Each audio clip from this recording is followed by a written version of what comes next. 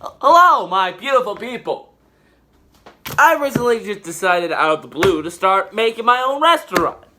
Now, you might be wondering, what are we going to have? Are we going to have burgers, hot dogs, pizza? No, we're going to go to fish. We're doing fish because everybody likes freaking fish, right? Right? So, without further ado, let's go ahead and open up my brand new fish restaurant. Oh, wait, I'm friends with fish. Crap. Bob's Burgers is about a human middle-aged version of SpongeBob getting married, having 3 kids, and opening his very own burger joint while living right above it. Okay, that's not all what the show's about, but for a moment you thought it was. The show aired as a part of Fox's Sunday night animation block, Animation Domination. Alright, now it's time for a real plot description. The show's about the adventures of a man named Bob Belcher and his family. The family includes his weird wife named Linda, his boy crazy daughter Tina, his pretty special son Gene, and the Mabel. It's pretty much just Mabel, but more screwed up. Her screwed up Mabel of a daughter, Louise. They all work at a burger joint that Bob owns, known as Bob's Burgers. And they also live above it. It's not that popular, but hey, it pays the bills. It pays rent, so yeah. One of the things that I like about this show was that, well, it's pretty tame compared to its peers. I mean, when you check out an episode of a Seth MacFarlane cartoon or most of the other bullcrap that Fox would put out in his animation library, they're usually loaded with a bunch of drug references, swear words, sexual references, pretty much just spewing that, hey, we're for adults. So, and this King of the Hill and the Simpsons are some of the only ones that don't do that, to my knowledge. I don't really know a whole lot about Fox's animation, to be honest. So yeah. I like how you can show your kids this show, but only if they're mature enough. Like, say, I want to say if it's 3rd grade level, maybe 5th or 6th and up. I'd say that. If that's just me, is so pretty much like a PG-13. But enough about the rating crap. Let's go ahead and actually talk about the show itself. The first thing I like to talk about is the voice acting. Now, the voice acting, I think, is done alright. Though, there are 2 instances of the voice cast that I feel the need to mention. One, being Tina. She's voiced by a man. Pretty sure it's obvious if you actually listen to her. The next one is Louise. Now, she's voiced by Kristen Shaw, the same person who provides the voice of Mabel from Gravity Falls. And for both characters, she just uses her voice. And for voice acting, that can be really distracting. Whenever I hear Louise say all these sick things, I always hear Mabel saying them. It's weird. That's the same with all of her voice roles. Trixie from Toy Story 3, and, the monkey from Comedy with a Chance of Meatballs 2. I always hear Mabel. That's Mabel. Next, let's talk about the animation. Now, the animation in the first season, at least, isn't really that good. The movements are odd. The drawings of the characters are... They look more like they belong in a mid-2000s web cartoon rather than something professionally made for television. And, yeah. And there's just something about the show. I feel like it doesn't really feel like it should be animated.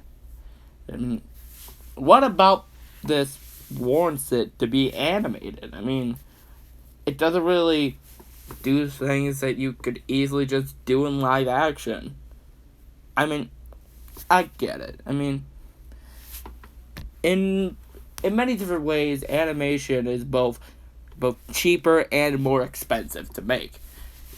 On the cheaper side, you don't have to get locations, make costumes, get props, build sets, and all that stuff.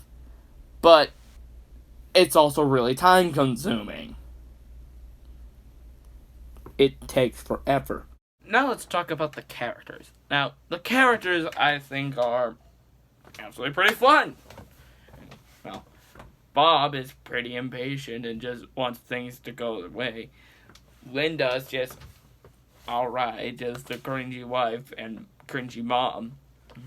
Tina is the awkward 13-year-old girl who just wants a boyfriend. And Gene is just the dumb fat kid that's in every Fox sitcom. With the exception of The Simpsons. Okay, just the animated sitcoms minus The Simpsons.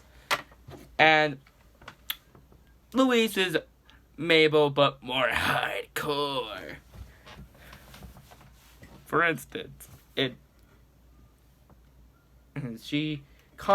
a couple episodes, she forces these two kids who are the sons of Bob's rival to pretty much just do her bidding. Forces them to do the stuff. She screwed up. And of course there are several side characters, and the one that gets the most screen time is Eddie, who usually the guy who pretty much is the most frequent customer at Bob's Burgers. But there's also Jimmy, who is the rival to Bob, who runs an Italian restaurant which gets much more customers. It's a burger. It's a show where the main setting is a burger place, and there's a guy named Bob, and their rival restaurants. I mean, come on, this is SpongeBob for adults, clearly. Clearly. You see the joke? So anyway, yeah, he's a real lot of fun. There's the guy named Mort who runs a funeral home, keeps a bunch of dead bodies. Nice.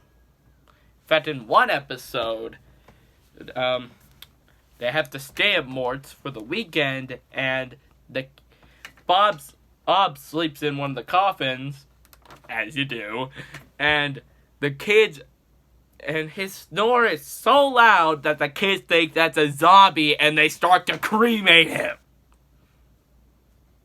Holy crap! They almost cremated their own father. Dear Lord. Well, yeah. The characters in this show are a lot of fun and really likable. These characters I find really likable. And now we shall move on to the stories that are present in the episodes.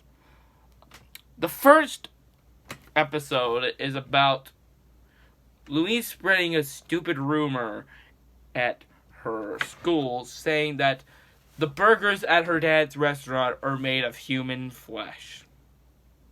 Obviously, this gets them shut down. And Bob has to pretty much just come out and say, hey, my burgers are not made of human flesh. But the reason most of this is going on is because the health inspector used to date Linda. So, yeah. Actually, here's the thing. Sometimes Bob calls Linda Lynn. Is Lynn Loud Jr. technically, is the Lynn and Lynn Loud Jr. short for Linda? Or, and her parent just decided to call her Junior because why not? That'll explain why family never calls her something like Junior or LJ. I'm thinking way too much into this. Oh. I'm talking about a different video that you guys should probably check out. It's one of the most popular videos on this channel, and I could use the views.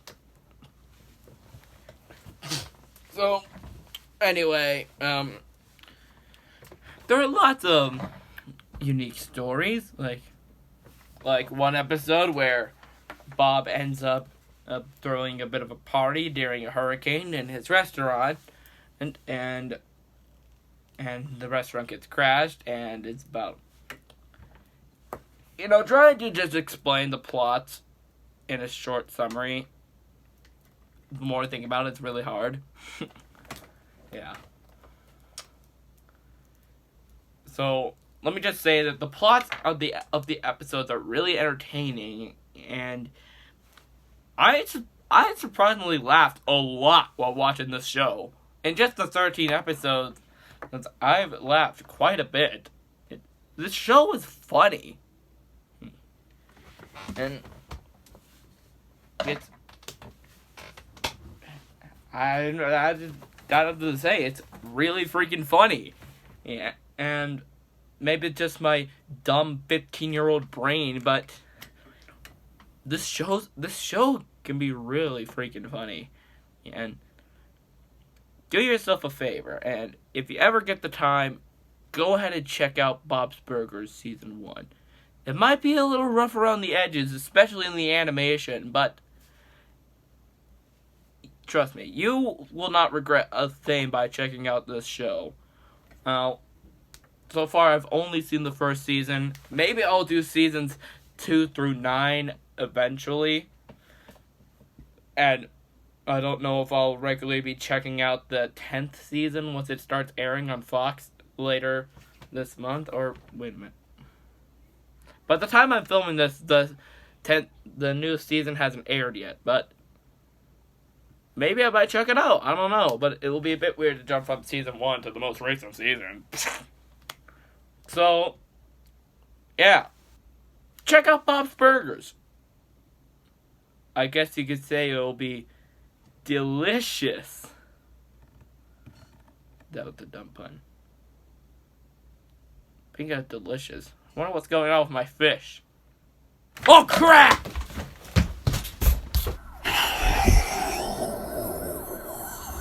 You'd think fish would be a little good at not starting a fire.